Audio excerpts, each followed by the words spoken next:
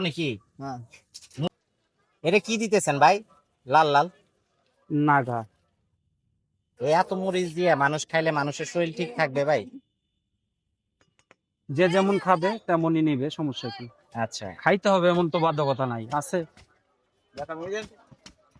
এটা বাহুবলী হইতেছে। বাহুবলী দিতেছে। মুড়িটা কেন দেওয়া হয় ভাই কাঁচা মরিচের সাথে? মানে বোম্বাই মরিচের সাথে ভেজা ভাবটা চলে যায়, ঝাল চলে ভেজা যায়। ভাবটা চলে যাবে। ঝাল কেমন হবে বলো?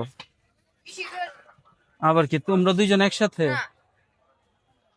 আচ্ছা দাঁড়াও, মাখায় নেই। বেশি করে ঝাল কিন্তু সাবধান, একটু বুঝা খাইবো, হ্যাঁ? ক্ষতি হবে না হলে।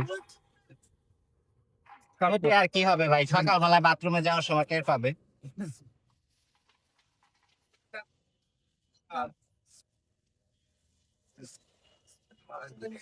এটা কি জিনিস কাটতেছেন ভাই? লেমন। লেমন? দেখতে কেমন? দেখতে মাশাআল্লাহ খুব সুন্দর। এটা কি লেমন কি কাঁচা না পাকা? নাইটো এটা ঢাকা, হাতের মধ্যে আছে অলরেডি ঢাকা। আচ্ছা,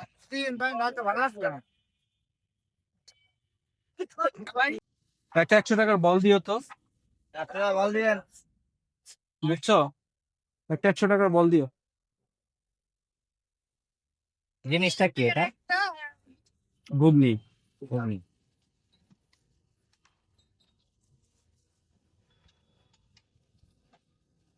আর ইয়াটা দিবা, সোলজার ফ্রাই মনে হয় আদানি দিব না? Oh my God.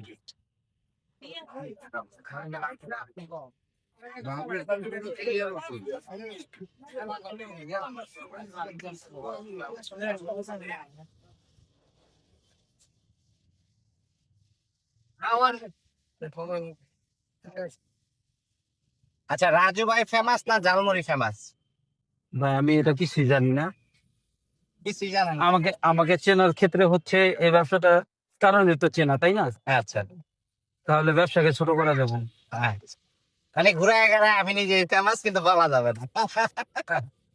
না না, সেটা না।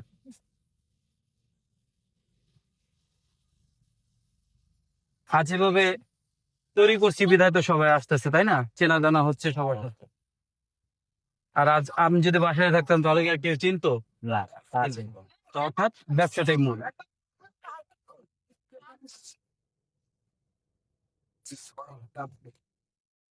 আচ্ছা, এই সাবিনাটা ঝাল কেমন রে? বাবু, ঝাল কেমন সাবিনাতে? পিনিক খেয়ে বসছি। আমার কি খাদ্য?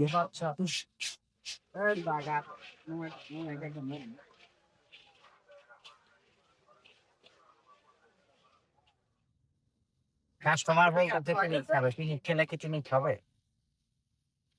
পিনিক শব্দের অর্থটা কি এটা আগে জানতে হবে। আমি বলুন কি হবে ভাই, ওই যে কাস্টমার বলতেছে পিনিক। এটা সাবিনারটা দিয়ে দিস, হ্যাঁ? আচ্ছা নিস, সমস্যা নেই। একসাথে 20 টাকা। আচ্ছা, আপনার ঝালমুড়িকে সবাই পিনিক ঝালমুড়ি কেন বলে? এটা নাম দেওয়া হয়েছে পিনিক বিদায়, এটাই জন্য। আচ্ছা।